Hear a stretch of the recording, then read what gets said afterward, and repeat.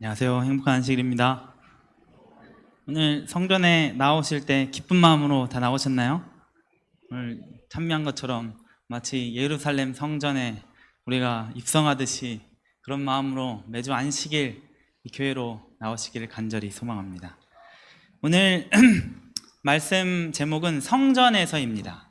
요한복음 2장 13절부터 22절에 있는 말씀입니다. 다 같이 가지고 계신 성경을 펴시고 요한복음 2장 13절부터 22절에 있는 말씀을 펴서 같이 보시겠습니다. 요한복음 2장 13절부터 14절에 있는 22절에 있는 말씀입니다. 제가 읽겠습니다. 유대인의 유월절이 가까운지라 예수께서 예루살렘으로 올라가셨더니 성전 안에서 소와 양과 비둘기 파는 사람들과 돈 바꾸는 사람들의 앉은 것을 보시고 노끈으로 채찍을 만드사 양이나 소를 다 성전에서 내어 쫓으시니 돈 바꾸는 사람들의 돈을 쏟으시며 상을 엎으시고 비둘기 파는 사람들에게 이르되 이것을 여기서 가져가라. 내 아버지의 집으로 장사하는 집을 만들지 말라 하시니 제자들이 성경 말씀에 주의 전을 사모하는 열심히 나를 삼키리라 한 것을 기억하더라. 이에 유대인들이 대답하여 예수께 말하기를 내가 이런 일을 행하니 무슨 표적을 우리에게 보이겠느냐? 예수께서 대답하여 가라사대 너희가 이 성전을 헐라 내가 사흘 동안에 일으키리라. 유대인들이 가로되 이 성전은 46년 동안의 지었건을 내가 3일 동안에 일으키겠느냐 하더라. 그러나 예수는 성전된 자기 육체를 가리켜 말씀하신 것이라. 죽은 자 가운데서 살아나신 후에야 제자들이 이 말씀하신 것을 기억하고 성경과 및 예수의 하신 말씀을 믿었더라. 아멘.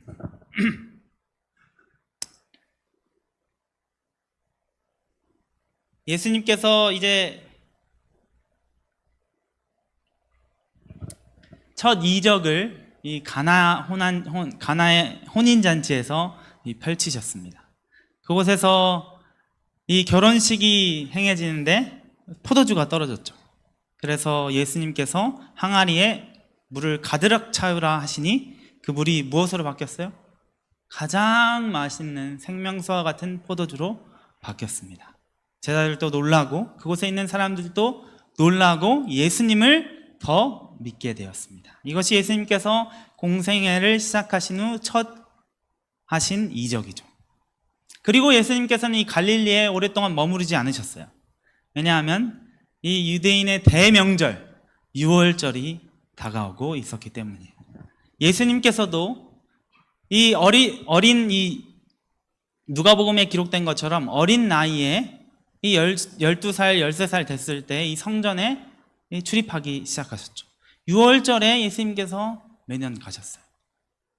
예수님만 간 게 아니라 유대인의 많은 사람들이 어디로 향했어요? 예루살렘으로 이 6월절을 지키기 위해 그곳으로 향하셨습니다. 유대인뿐만 아니에요. 이방인, 다른 나라 사람들까지 이 여행에 예루살렘으로 향하는 이 여행길에 참여하였습니다. 우리가 앞서 찬양을 불렀는데 이 예루살렘으로 향하는 것이 기쁜 마음으로 가는 것입니까? 그렇죠.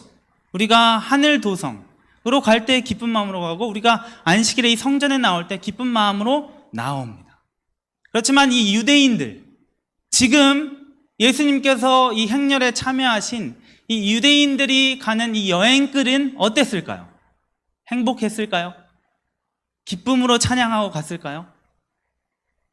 아니었을 것입니다. 왜냐하면 우리가 앞서 읽었던 것처럼 그곳에서 행해지는 일들은 기쁨을 주는 일들이 아니었어요. 모든 의미 있는 일들은 잊혀져서 그냥 전례처럼, 그냥 행하는 의식처럼 되어버렸어요. 예수님께서 그곳에 참여하셨습니다. 예수님께서 이적을 베푸셨지만 아직 유명하지 않으셨어요. 사람들이 예수님을 인지하였을까요? 아니요, 인지하지 못했어요. 예수님은 다른 사람들과 같이 참여했습니다. 예수님께서는 아마 매년 작년에도 그렇고 재작년에도 그렇고 6월절에 예루살렘으로 향하셨을 거예요. 유대인이시니까. 유래와 같이 참여하셨어요. 그렇지만 이번 공생애를 시작한 이 해의 유월절은 전과 달랐습니다. 예수님의 마음가짐은 달랐어요. 예수님께서 예루살렘 성전으로 향하셨습니다. 그리고 아는 것 같이 무엇을 봐요? 아름다운 그 도성에 아름다운 찬양과 기쁨의 목소리가 흘러나오는 게 아니라 무슨 소리예요? 시장에 가면 물건 파는 상인들의 목소리, 가난한 자는 우는 목소리만 가득한 거예요. 돈을 팔고, 시대의 소망에 잘 설명된 것처럼 이 제사장들은 돈을 환전해 주었어요. 왜냐하면 성전에서 사용되는 이 화폐가 달랐기 때문에 그 환전해 줌으로써 그 환전에서 무수한 이익을 취득했고, 이 상인들은 동물을 팔았어요.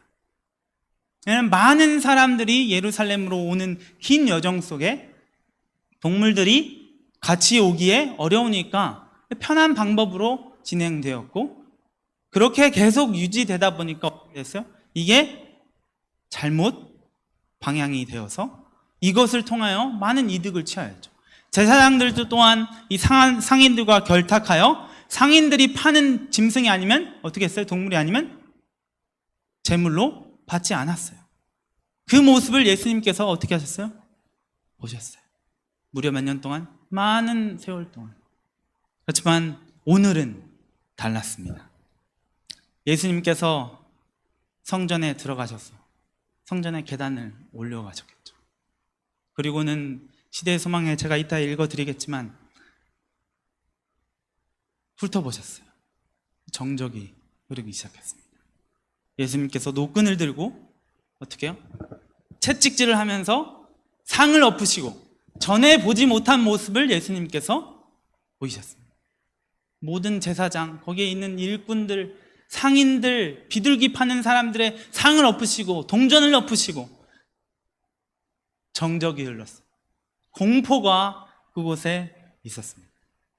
제자들도 놀랬다고 성경에서 기록합니다. 제자들뿐만 아니고 거기에 있는 모든 많은 사람들이 깜짝 놀랐을 것입니다. 이것은 그들에게 심한 충격을 주었어요.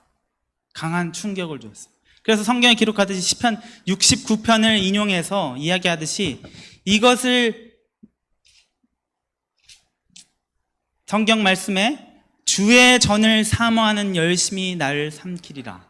이 말씀이 이 제자들이 유대인들이 안식일 날 이 회당에 가서 매일과 같이 시편을 읽는데요.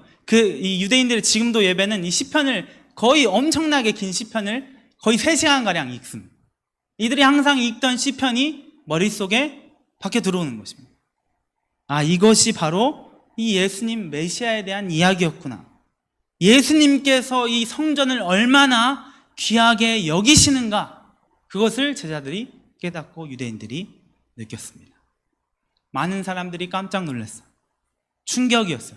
예수님의 그 행동, 예수님의 그 행위도 충격이었지만 지금까지 수십 년간, 수백 년간 해온 이 전례와 의식이 잘못됐다라고 이 외치시는 예수님의 신성이 드러나는 그 광경에 거기 있는 사람들은 망치로 머리를 맞은 것과 같이 놀랐습니다. 왜냐하면 지금까지 해온 이 의식들이 옳다고 여겼는데 지금 예수님께서 뭐라고 말씀하시는 거예요? 너희는 완전히 틀렸다.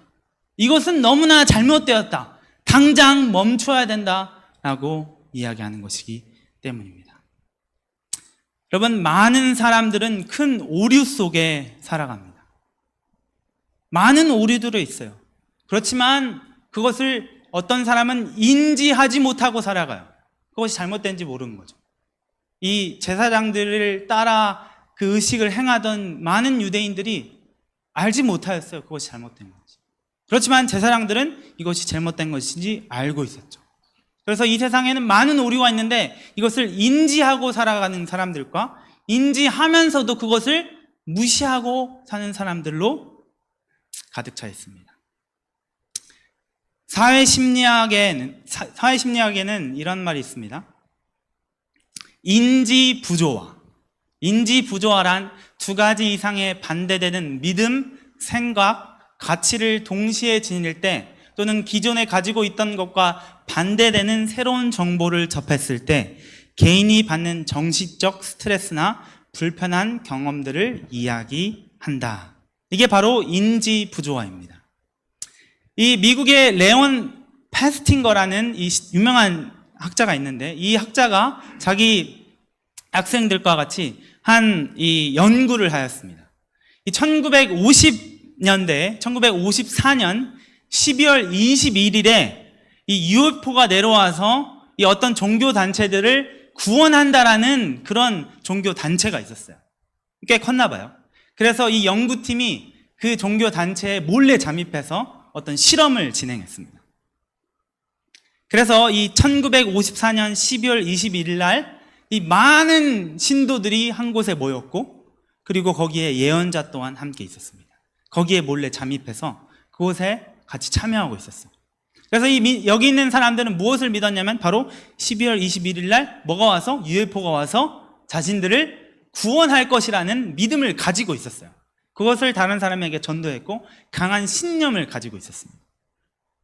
그리고는 1954년 12월 21일이 지나고 22일이 왔어요. 무슨 일이 일어났을까요? 아무 일도 안 일어났죠. 아무 일도 안 일어났어요. 거기에 많은 신도들이 불안해하고 이제 동요하고 있었어요. 그때 이 예언자가 일어나서 이야기를 합니다. 예언자가 일어나서 여러분, 신께서 저에게 다른 계시를 주셨습니다. 우리의 간절한 기도 때문인지 신께서 세상을 구원하셨습니다 하고 한 소년을 앞에 세우고 이 소년이 UFO를 타고 온, 이건 실제 있었던 이야기입니다. 타고 온 이 신이 보내신 우리의 구원자입니다 라고 이야기를 했어요. 그럼 어떤 일이 일어났을까요? 지금까지 12월 21일 날 어떻게 된다? UFO가 와서 우리를 구원할 거라는 했는데 12월 21일이 지났는데도 아무 일은 안 일어났어요. 사람들이 동요하기 시작했고, 근데 놀랍게도 거기에 있는 몇몇 사람들만 자신의 이 지금까지의 생활을 후회하고 허무해하면서 그 자리를 떠났습니다. 그런데 대부분의 사람들이 그곳에 남았어요. 오히려 그 예언자를 찬양하기 시작했습니다. 그리고 신념에 더 굳어서 이것을 또 포교 활동을 더 열심히 하였다라고 그렇게 연구 결과가 나왔습니다.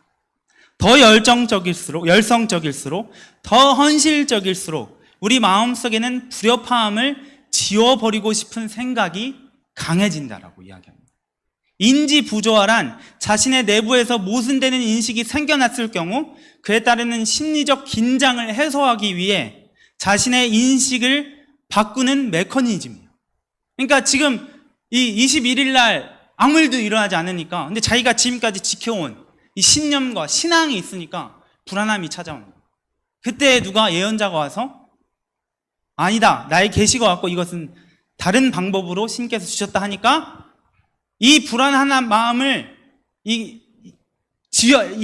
그것을 받아들이지 않고 오히려 더 신념을 강하게 해서 그쪽으로 밀고 나가는 것이에요.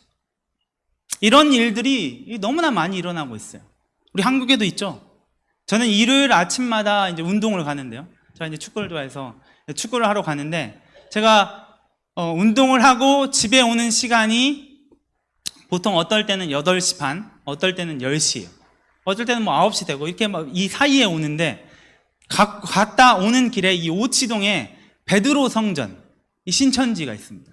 자, 이때 갔다 올 때마다 얼마나 감탄을 금치 못하는, 얼마나 놀라운지 모르겠어요. 이 통과할 때 어느 시간대에 되든 8시 반에서 그는 또 그 10시 이후가 될지도 모르겠어요. 그 시간 지날 때 얼마나 많은 사람들이 거기를 통행하는지, 위에는 하얀 셔츠를 입고 바지에는 남녀노소 따질 것 없이 검은 정장 바지에 하얀 화이셔츠를 입고 많은 사람들이 거기를 통행해요.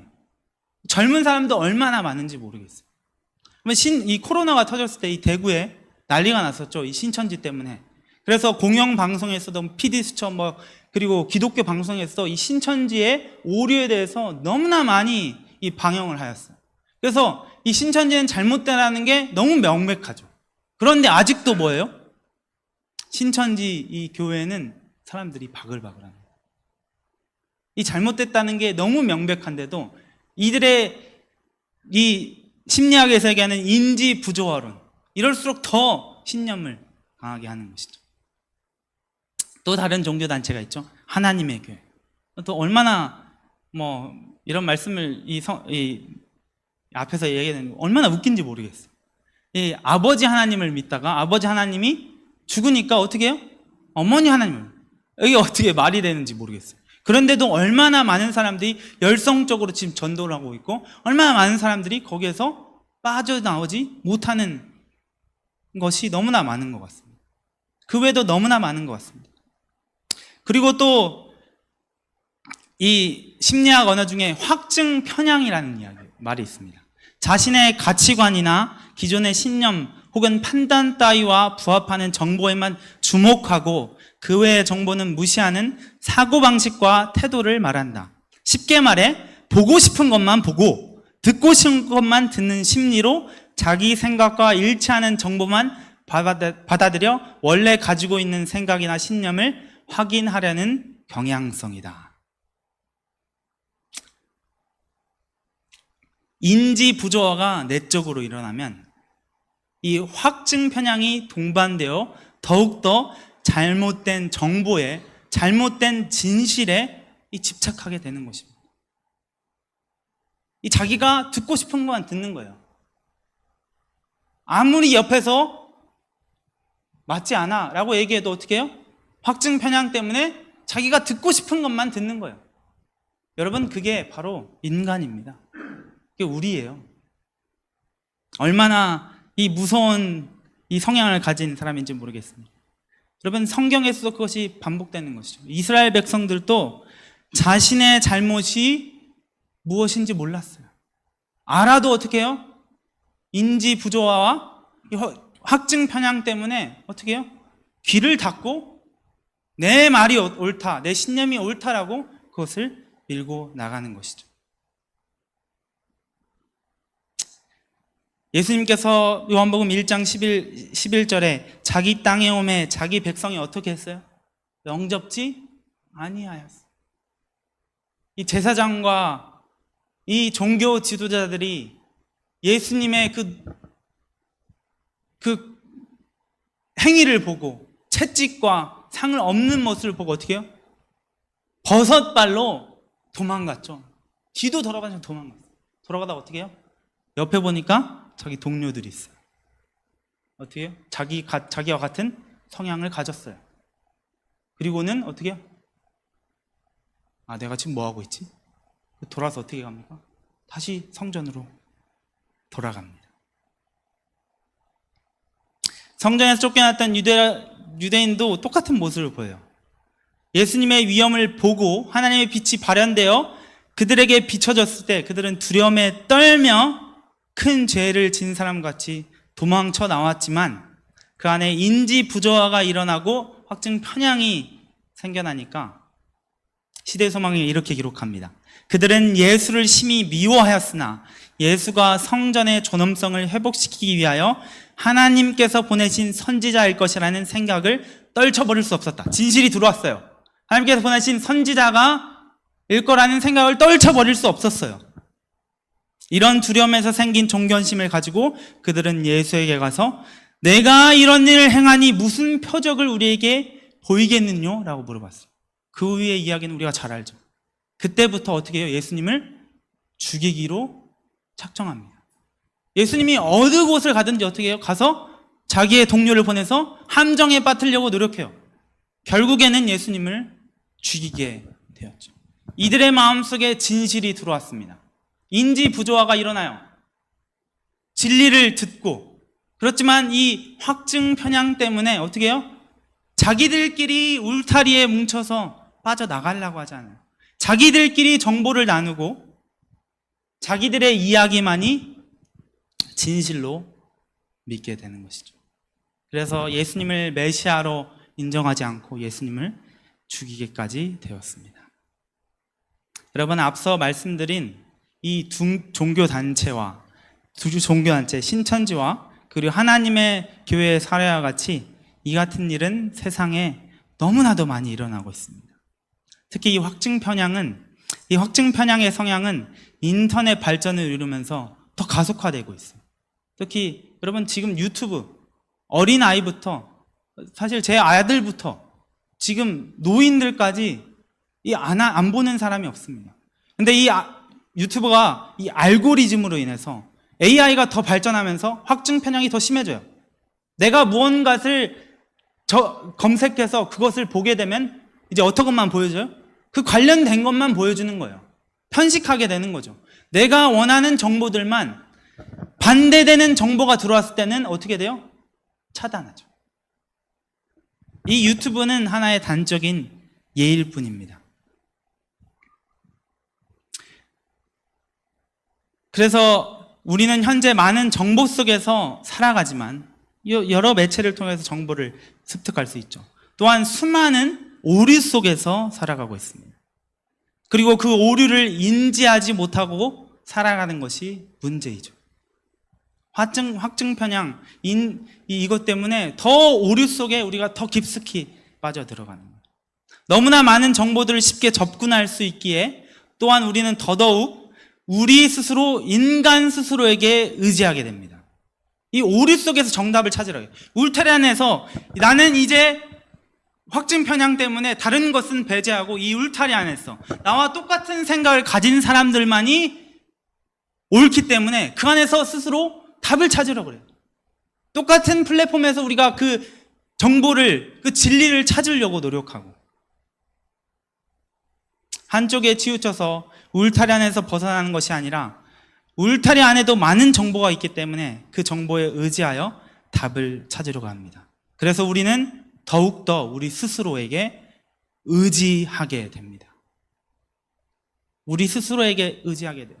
답을 하나님께서 찾는 거 아니라 우리 스스로 찾으려고 합니다. 즉 우리는 예수님께 의지하기보다는 우리 스스로에게 의지하게 됩니다.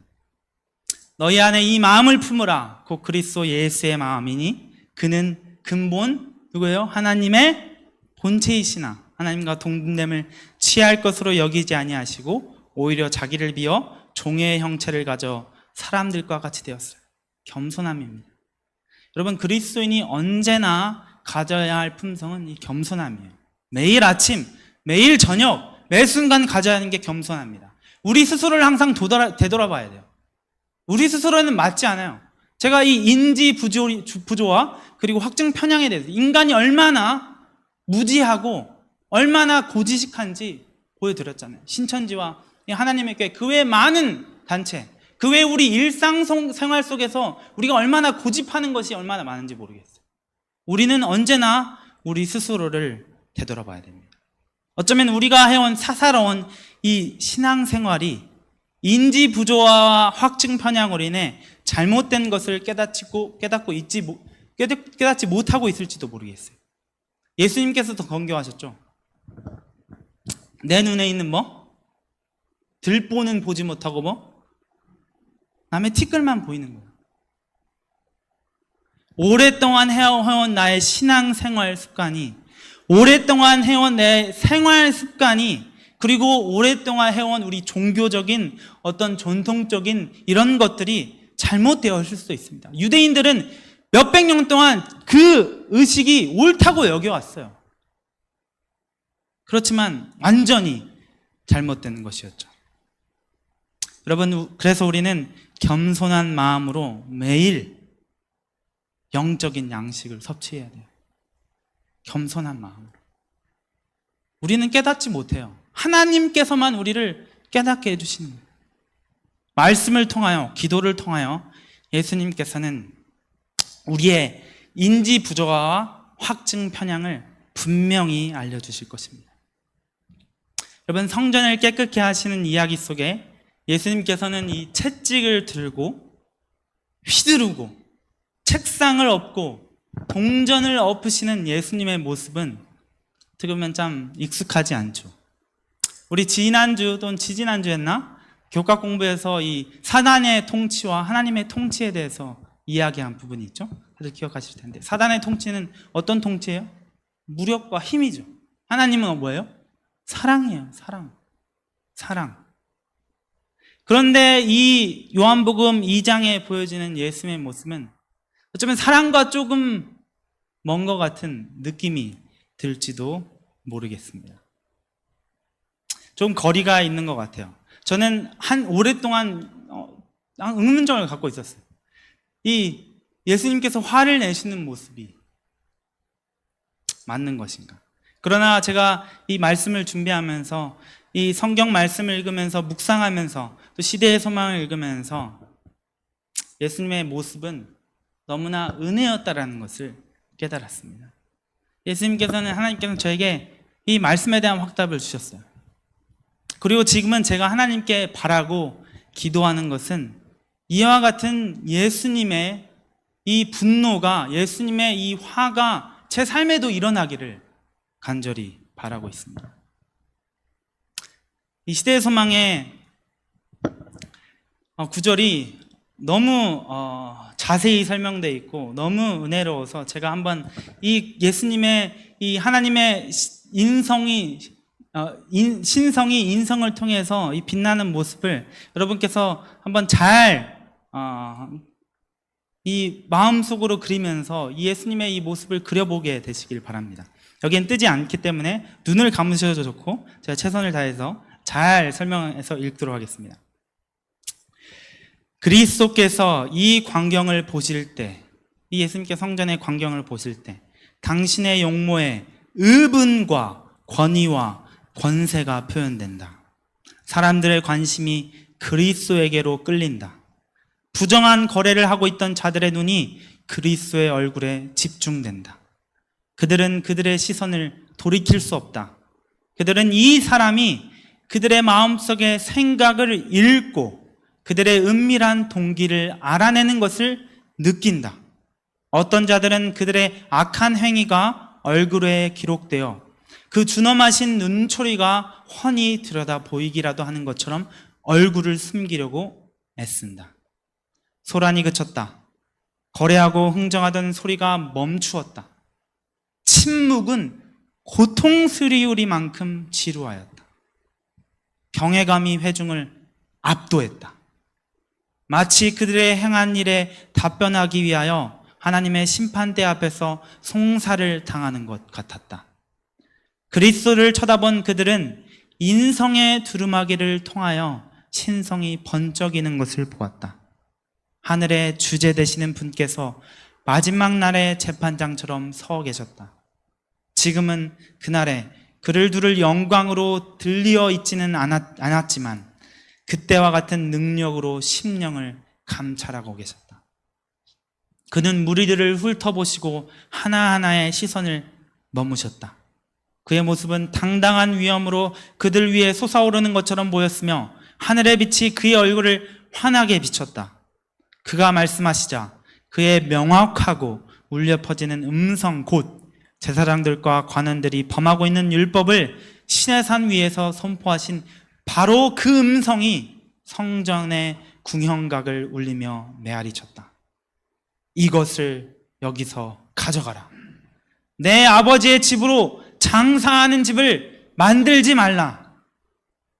예수께서 계단을 천천히 내려오시면서 군의 입구에 모아둔 노끈으로 된 채찍을 드시고 장사하는 무리에게 성전 군내에서 떠나가라고 명하셨다. 예수께서는 전에 결코 나타내시지 않으셨던 열정과 준열하심으로 돈 바꾸는 사람들의 상을 엎으셨다. 주화는 대리석으로 깐 보도 위에 떨어져서 날카로운 소리를 냈다. 아무도 감히 예수의 권위에 대하여 질문하려 하지 않았다. 부정수단으로 얻은 이익을 주워 모으려고 감히 멈춘 자는 아무도 없었다. 예수께서는 노끈으로 만든 채찍을 가지시고 그들을 때리시지는 않으셨지만 그의 손에 들린 간단한 채찍은 마치 화염검과 같이 무서워 보였다. 성전을 관리하는 사람들, 투기하는 제사장들, 그리고 중간 상인들과 가축을 파는 자들이 양과 소를 몰고 오직 그리스도 앞에서 받은 정죄로부터 벗어나는 일념으로 그 자리에서 허겁지겁 달아났다. 공포가 무리를 휩쓴다. 그들은 예수의 신성의 표시를 느낀다. 공포의 비명이 수백 명의 핏기 잃은 입술에서 새어나온다. 제자들까지도 떤다.